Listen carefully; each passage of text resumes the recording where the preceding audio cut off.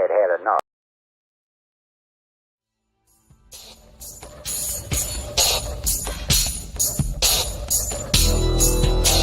Welcome to the Outer Realm with Michelle DeRoche and Amelia Pisano. Airing live on the United Public Radio Network, 105.3 FM in New Orleans.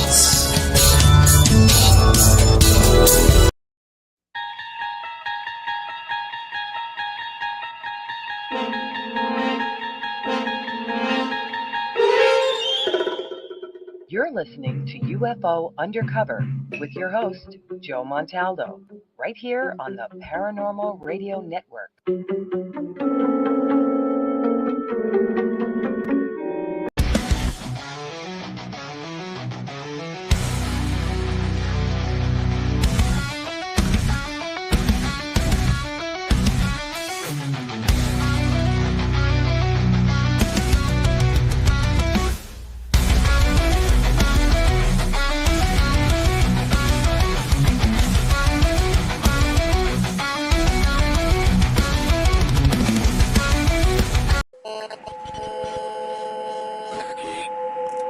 What's out there? What creates the shadows in the corners or the creatures of the dark? Who are those on the other side? What do they have to say? This is the Gateway Podcast. This is not your normal style of paranormal talk radio. Brought to you live from United Public Radio Network, 107.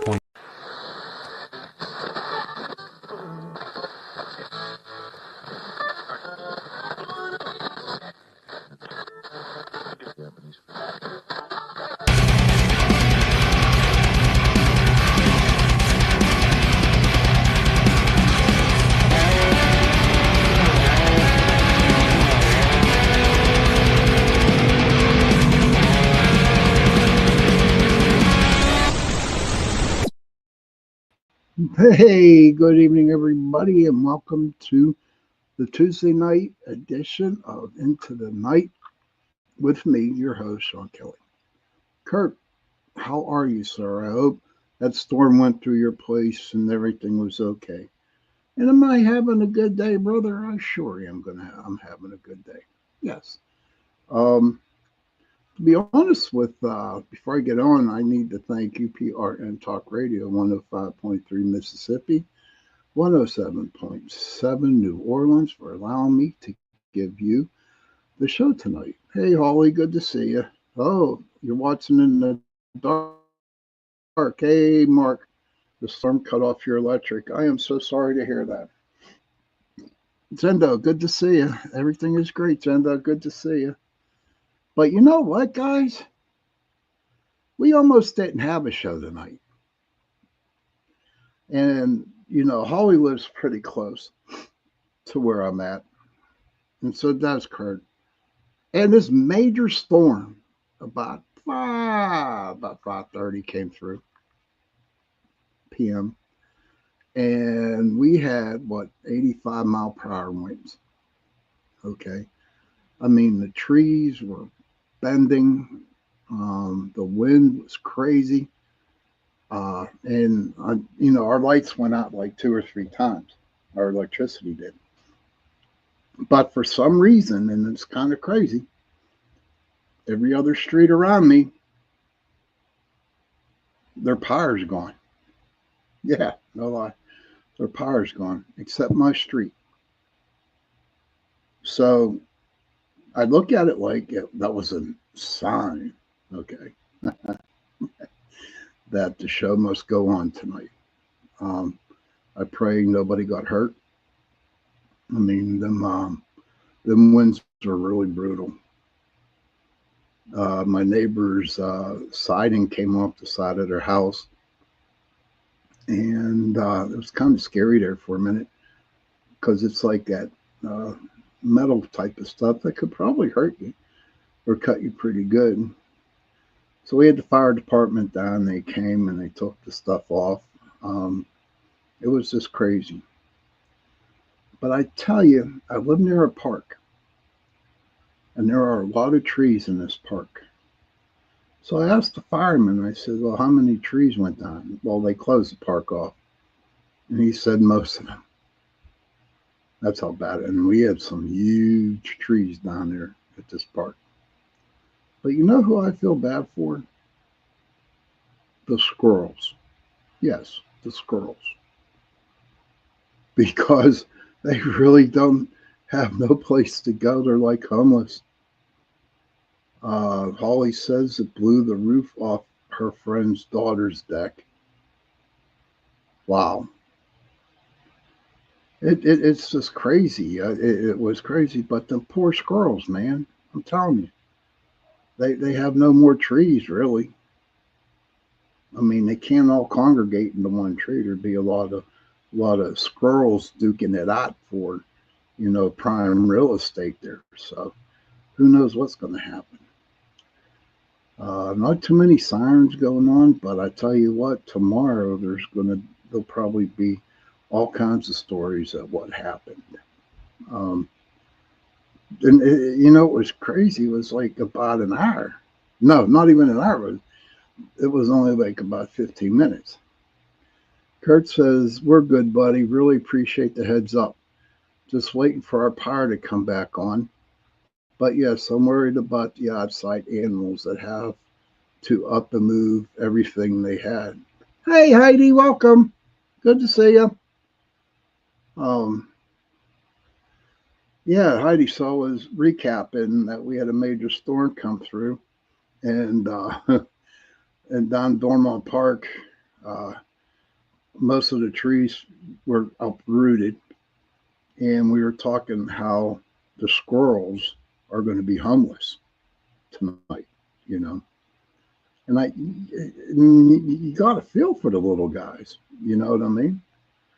Um, so we'll see what happens. Okay, Squats man, good to see you, sir. How's the Bigfooting going on down there where you're at, buddy?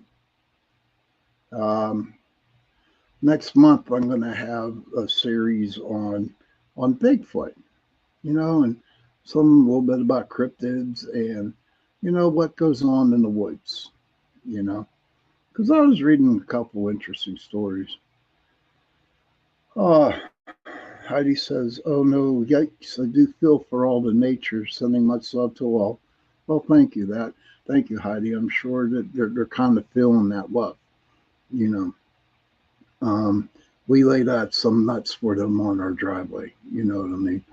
And we let out some bird seed for the birds or whatever. With the little. That's good. I'm glad to hear that, Squash.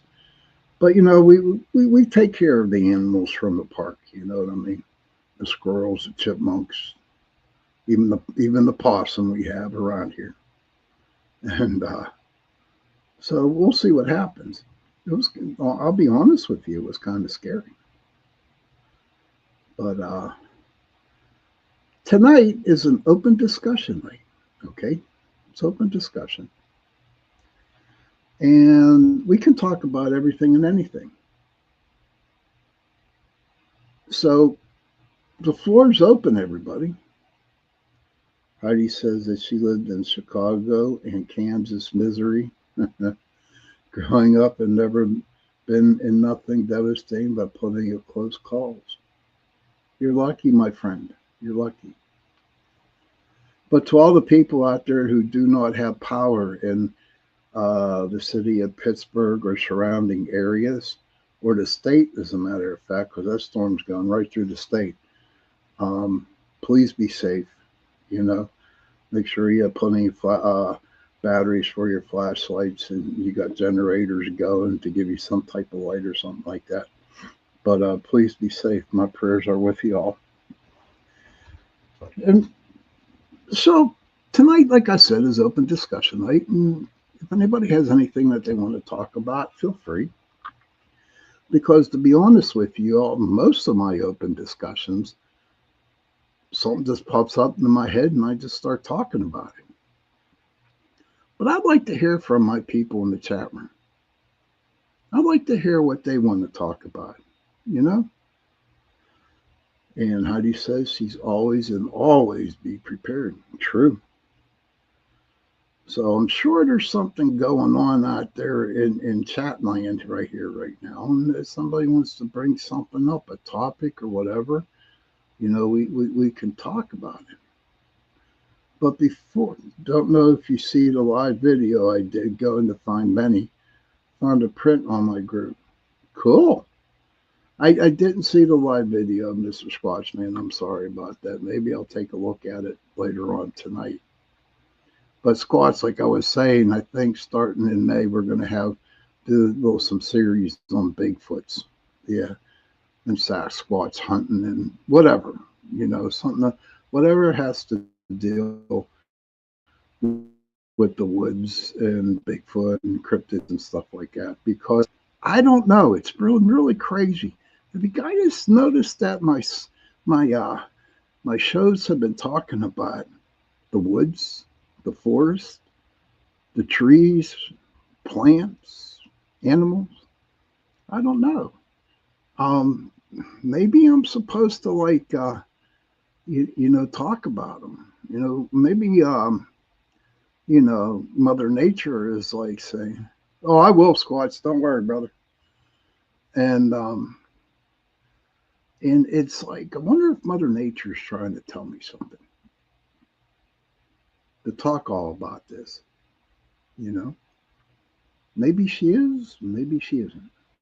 Who knows?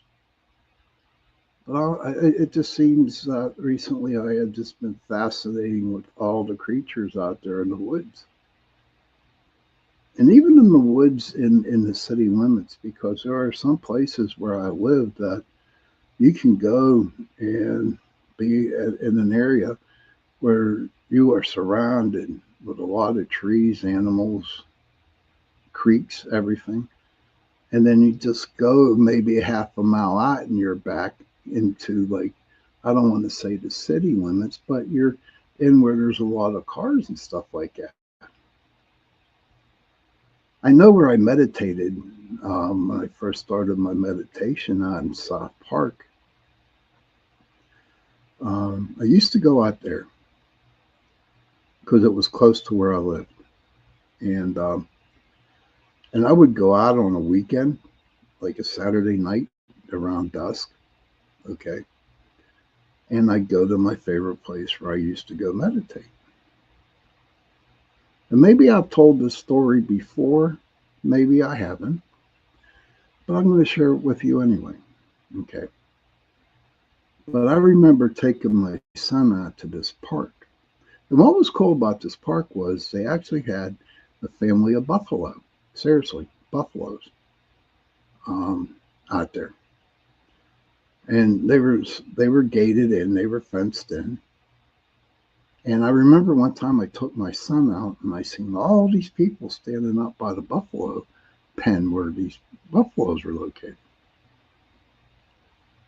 And I got to witness a baby buffalo being born. I shit you not. And it was really, really, it brought a tear to my eye. It just felt this like wonderful energy just shot right through me. And not just me, through everybody that was there.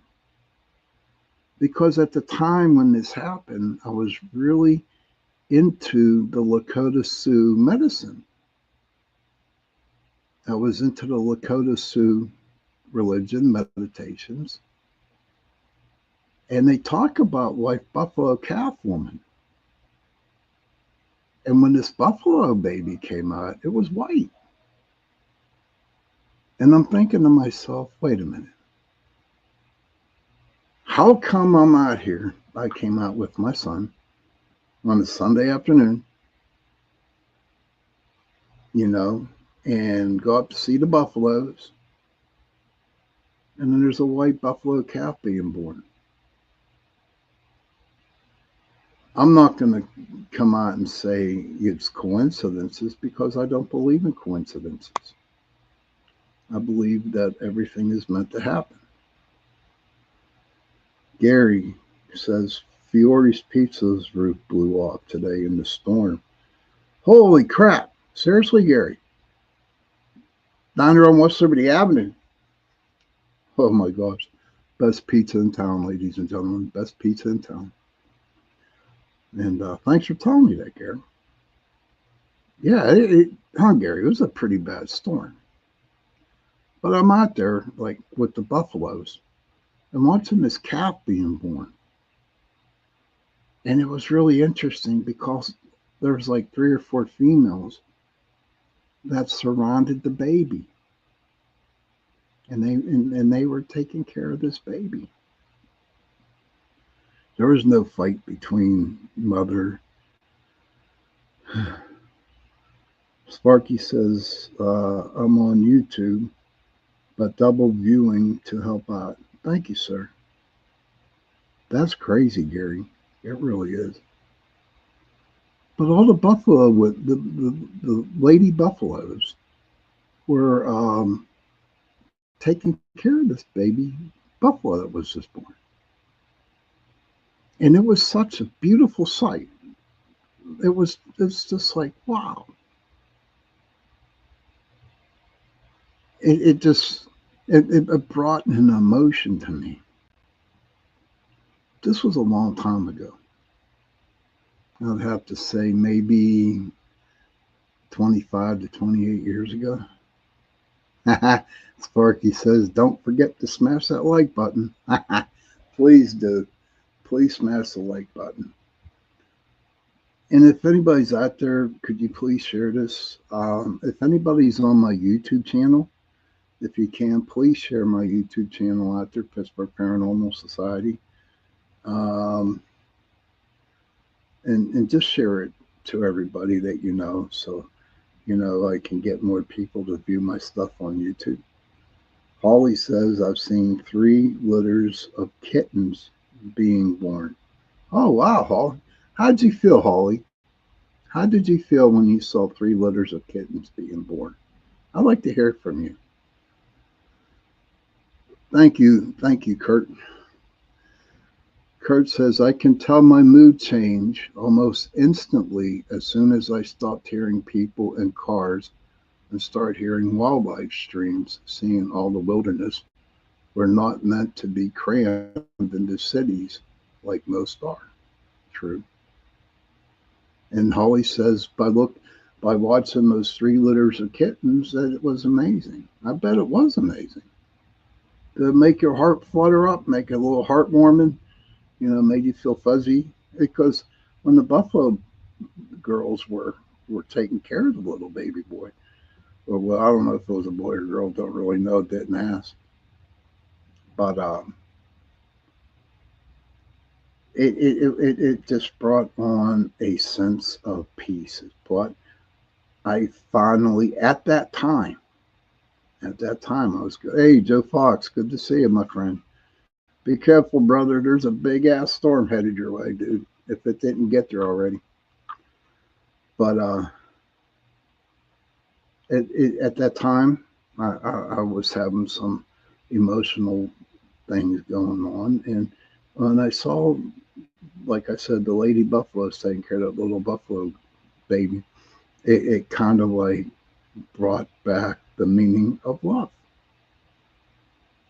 It brought back the meaning of people taking care of people, but instead of people, it was animals taking care of animals. And I think that's the one thing that struck me the most. How the lady buffaloes did not miss a beat by helping the baby one out.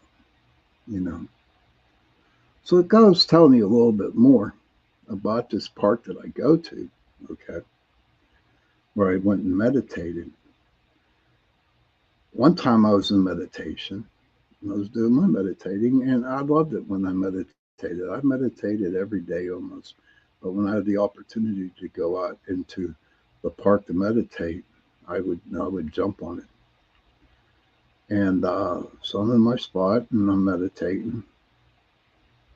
And when I come out of this meditation, there was a mother raccoon with 4 or 5 baby raccoons. And they were all looking at me. They didn't make a move. They didn't make a sound. They just stood there and looked at me. And so what I did was I opened my mind and I asked them, well, what's my message? And I heard in the back of my head, which is not your subconscious. I don't give a shit who tells you what. It's not your subconscious. It's somebody communicating with you. So I heard in the back of my head, they said, well, we just come to say hello. And I was like, wow, hello, back. And they walked away.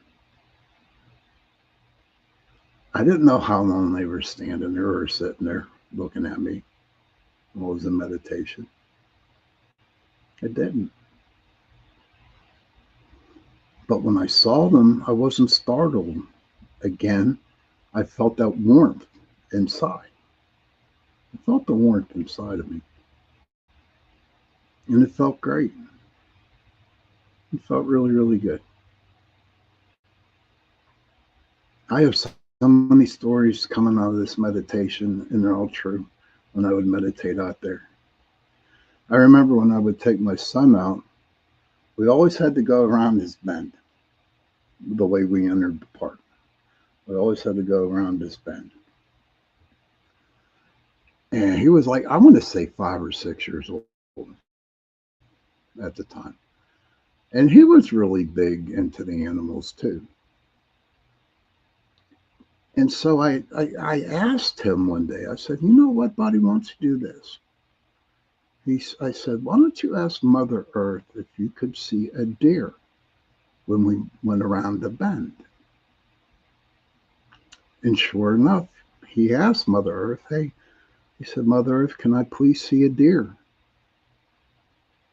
And as we went around the bend, there'd be 2 deers, 2 does on the right-hand side looking at Paul. I was blown away. I was blown away. And so every time that I brought him to the park, he would do that. He would ask, could he see a deer?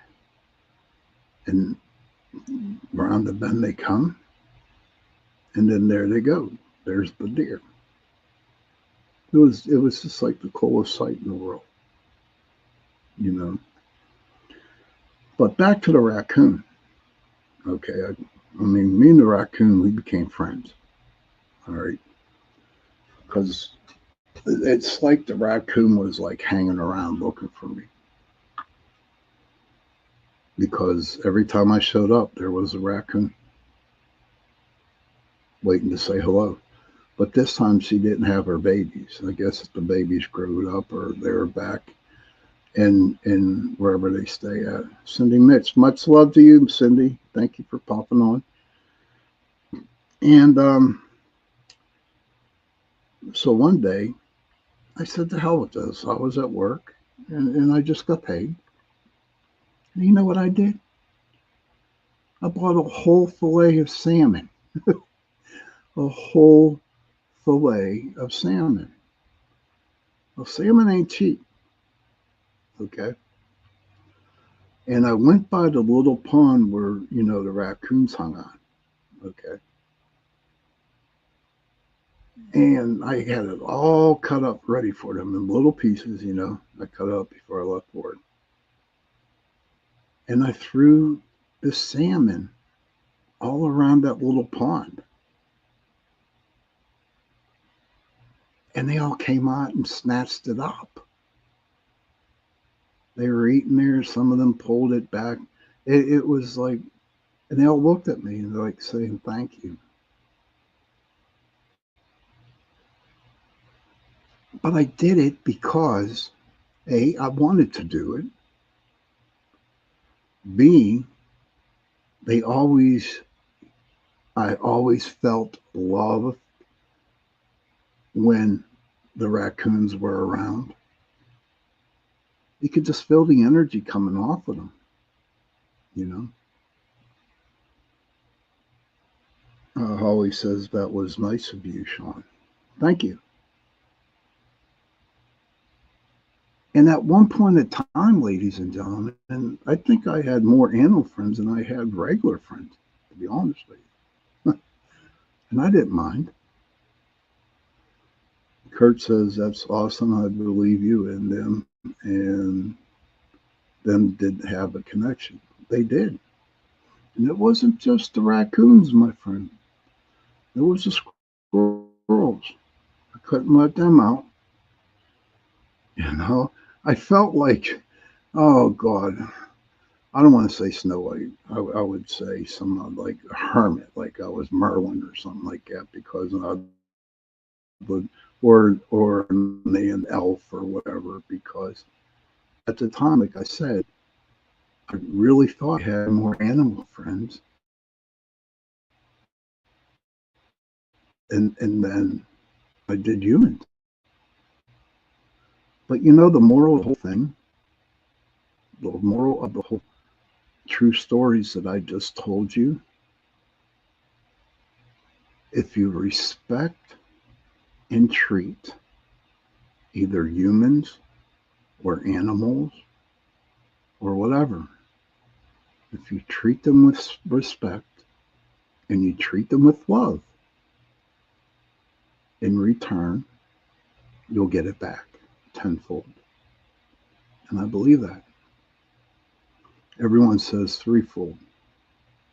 I like to say tenfold, you know. And my work with the animal medicine became a lot stronger. I mean, I live in Dormont, okay, and it's just like right in the middle. It's a borough, like right in the middle of like 7 or 8 other boroughs. And I got deer coming in my backyard and bedding themselves down in my backyard. It's crazy. Holly says, my sister used to feed the birds and the squirrels. And she said one day she hadn't put the nuts out yet, and the squirrel came knocking on her door. I believe that, Holly. I definitely believe that. And I never had that experience because first of all, with me, if I forgot the nuts or for the squirrels or the bird feed, I know I would be feeling guilty, and I would actually jump in my car, buy a little bag of peanuts or something, and go back to my spot and throw them out for the little dudes, you know. And of course, they came down and they scampered, snatched up all the nuts, and went back up in the trees again. But there's one thing that I do want to share with you during my meditations. So one day, I decided to sit under a tree, okay? It was like 86, 87 degrees out. It didn't rain. It was a beautiful evening. It was just the perfect day. And so I'm sitting under the tree and I'm meditating. And all of a sudden, I felt like raindrops falling on my arms. I'm like, what the hell? Is it raining? I really thought it was raining. And when I came out of the meditation, it wasn't. It was just that beautiful day there.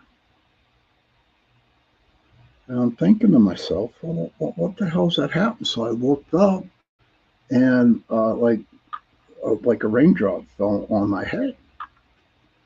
And I'm like, this is crazy. What the hell's going on? And then all of a sudden I got up and I put my left hand on the tree that I was sitting under. And I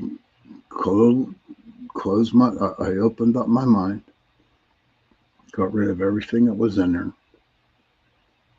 and I opened up my crown chakra. I opened up everything. And I put my left hand on the tree. And the tree was sad. The tree was sad. And the tree never gave me a reason why it was sad. But, and ladies and gentlemen, I'm here to tell you that trees do shed tears when they're sad. So if you're ever out in the woods, if you're ever near a tree, doesn't matter what tree it is, take your left hand and put it on the tree and just open your mind up. And you can actually feel how the tree feels. It's really a good way at getting to know how the trees talk to you, how the trees feel for you. I'm going to take my 30-minute and the 30-second, not like 70-second break now. And when I come back, I'm going to share with you the meditation that I had when I got to meet Mother Earth. So please stick around, and I'll be back.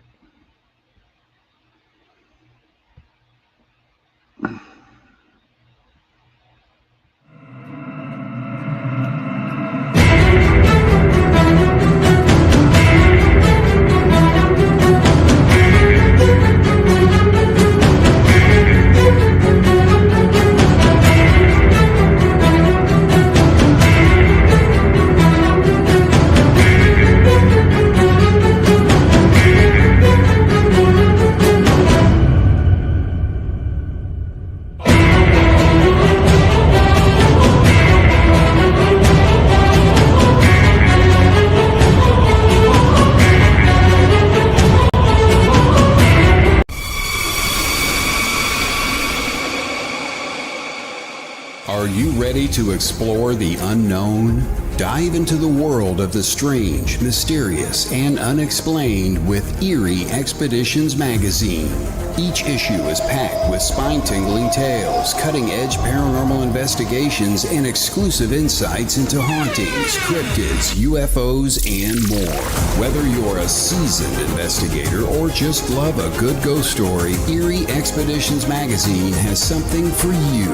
Join our growing community of truth seekers and adventure lovers. Subscribe today at EerieExpeditionsMagazine.com and unlock the secrets of the supernatural. Are you ready? That's EerieExpeditionsMagazine.com, where the extraordinary is just a click.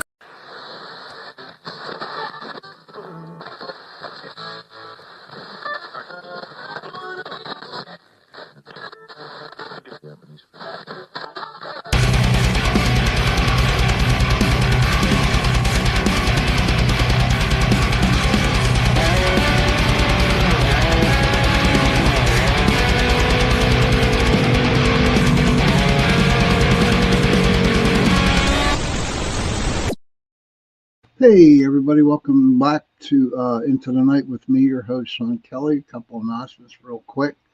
My friend CL Thomas, she has the Gateway podcast coming on right after my show at about 9:10. And go over and please watch her show and give her some love, man. You know, she has good guests all the time. She is my friend, a dear friend. In fact, I have all my friends really are all hosts on this network. And one day I'm going to try, or 1 month I'm going to try to get them on my shows, and so y'all can meet them. But so it's just like, just don't forget to watch CL shows and the Gateway podcast, and enjoy her show. Also want to thank you, PRN Talk Radio 105.3 Mississippi, 107.7 New Orleans. And so we were just talking about my meditations that I did at this particular park. And I want to share with you how I got to meet Mother Earth. Okay. And everybody in this chat room, the majority of you, heard, have not heard about this meditation. But I do want to say this from the get go. When I talk about my meditations and when I talk about my experiences I have had, it's all on me, you know. For the longest time I couldn't tell anybody because I was afraid what people would think of me. And I'm not like that no more. If you think I'm a nutcase, then I'm a nutcase. It don't matter. I'm just sharing with you my experiences with you to maybe help you move along if you're starting out meditating, or if you want to go and learn about the animals and how the animal spirituality works. See, to me, I was a Catholic, went to church 18 years, was driven into me. I won't get into that subject. But it seemed like when I got sober in 91, I became more attached to being out into the wilderness. Even on my back porch at 3 in the morning was better for me. But at the time, but I do want to share this with you. At the time, I was learning how to meditate, and I had a spirit guide, and his name was Black Elk. Okay. And Black Elk, it was a Native American shaman of the Lakota Sioux. Okay. And so I got the meditation part down, and he took me on so many meditations. Okay. But this one was a special one. So I went into my meditative state, and he met me around the lake. Okay. And it was a nighttime, stars in the sky, surrounded by mountains, and like a full moon. It was bright. I mean, there were so many stars out there, it was like daytime. Okay. And with the extra light from the moon, it made it a lot lighter. And if you hear that dog barking, it's my neighbor's dog who's begging for a treat, but no treats tonight. But so usually when I go into the meditation, Black Elk's there giving me a hug or smiling or saying, "What's up, dummy?" He used to call me dummy, yeah. But this time he didn't say a word. He didn't say a word to me, and I'm like, oh hell, I'm in trouble. And so he started to walk toward the lake. And he sat down, and I sat down next to him. And I'm all confused. I'm scared crapless because I don't know what the hell's happening, mind trouble, whatever. And then all of a sudden, 2 dolphins came out of the lake. They just surfaced. They were still in the water. They didn't come on land, but they were still in the water. And Black Elk pointed me up, said, "Go there." He pointed his finger out like that and said, "Go out in the water." And so I started walking out. And these 2 dolphins came around, and they got underneath, one on each arm, under my arm. And they took me into the water. And they took me in the water. Okay. And I'm thinking to myself, oh my God, I'm going to drown. I'm going to drown here. You know, they're taking me deeper and deeper and deeper into the water. And as we were going deeper, I saw a school of great white sharks. I'm like, oh hell, I'm done. I was thinking, like, I'm done. And as and then these sharks were circling this thing, this little like opening, like the core, like the center of the lake. And and as the dolphins were swimming toward this light, the great white sharks parted. Okay. And so I got off the dolphins and I walked in. And I don't know if you all know what staglenites are, but they were all over the place. And the Keller was orange. I was like totally lost out of this. I was like, wow, what's happening? And I started walking this path. And as I'm walking the path, this little puppy, came up to me. And I petted it, everything, and it followed me wherever I went. And so as I'm walking this path, I saw her.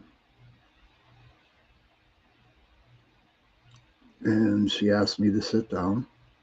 I sat down. And she was really, really beautiful. Long blonde, long white hair. I always had that puppy around me. Okay. And we talked. Now, I'm not going to tell you what we talked about. That's between me and her. But after the end of the conversation, she turned and left. And so I walked back to the path,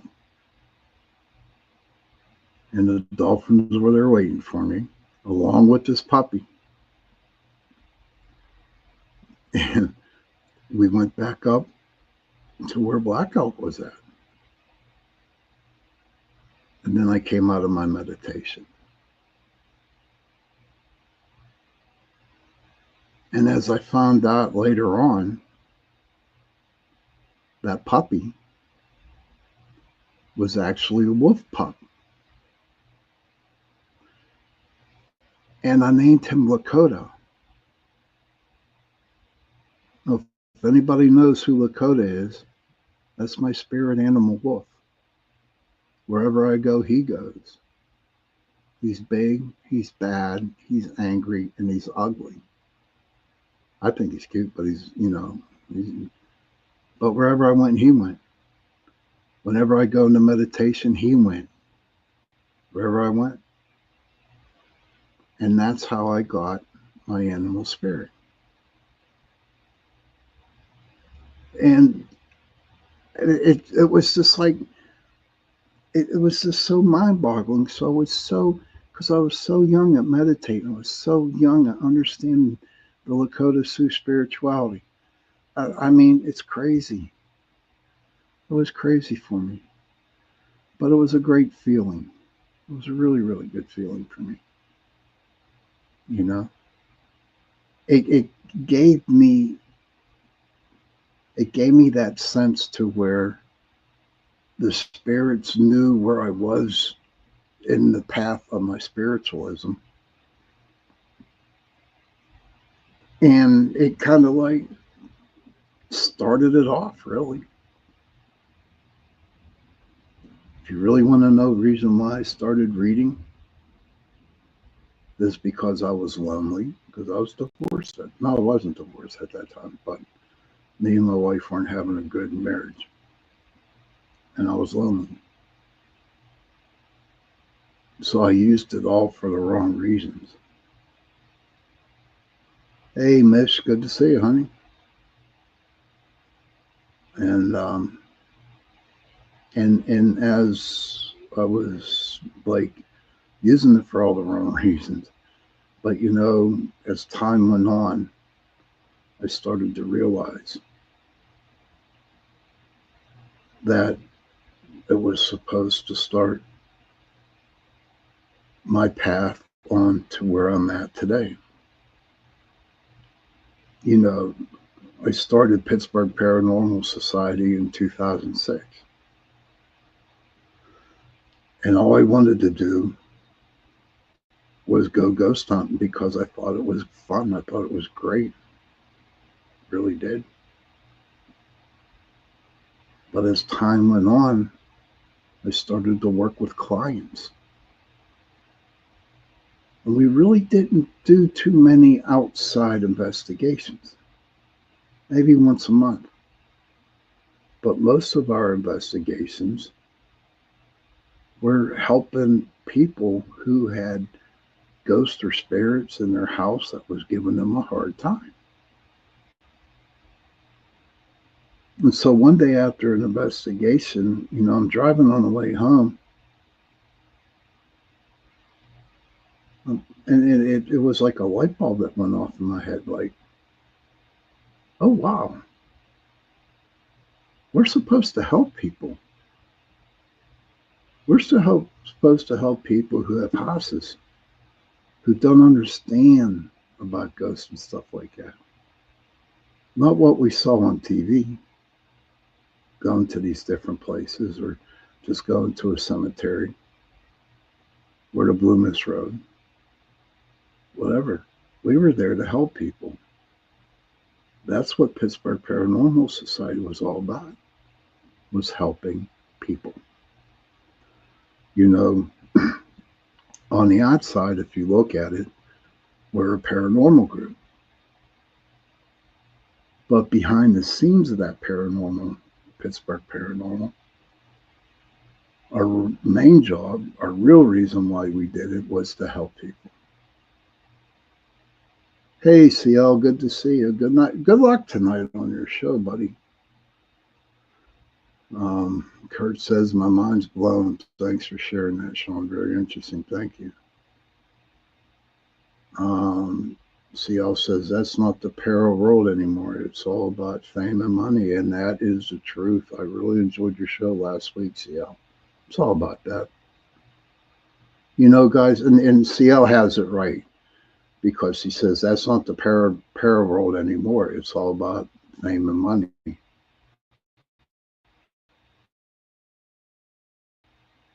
I mean, I could be a very, very rich man right now if I wanted to be. But when I did it, it was an unwritten rule that you never charge. And if you got fame out of it, I guess you did. But I did. I didn't want the fame. I didn't want to get paid. But it always seemed defined to me. I really felt, it didn't feel right, being famed or TV shows or being on the news, newspaper articles, whatever. I didn't like it, but I did it anyway. And actually, to be honest with you, I kind of felt guilty of it. But see, this is what I tell everybody, and this is the truth. If you want to be famous and you want money in this field, what you need to do is write a book, maybe two. And then you will become famous. Because showing your investigations, I don't know where they're at, Mish. I don't know, but everyone's here. But that's okay. You're here too, so that's all that matters. But if you want to become paranormal famous, write a book, get it published, and then go from there. That's how you're going to become famous. Because if you try to do it any other way, you're not. And that's the truth. That is the truth. But we are coming up close to the end of the show tonight. Like I said, May starts a new month. I'm going to do a lot of Bigfoot stuff, encrypted stuff.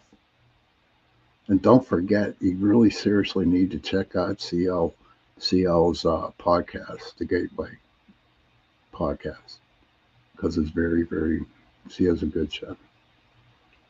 And on